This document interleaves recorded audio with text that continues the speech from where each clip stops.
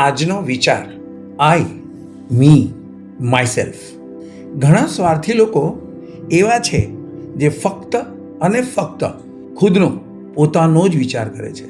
મિત્ર હોય કે સંબંધી હોય, મને શું લાભ થશે એ વિચારીને જ સંબંધને જાળવતા હોય છે.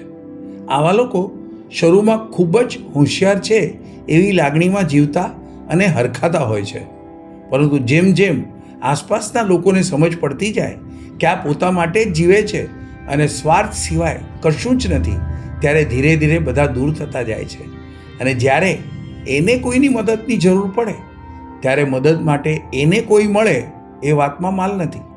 આવા લોકો અંતે એકલા પડી જતા હોય છે.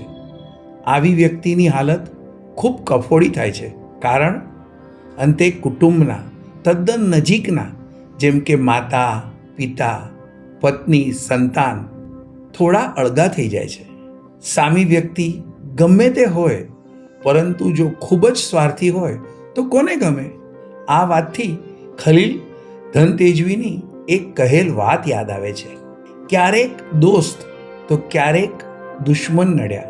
જ્યારે કોઈ જ ન નડ્યું ત્યારે મને મારો સ્વભાવ નડ્યો.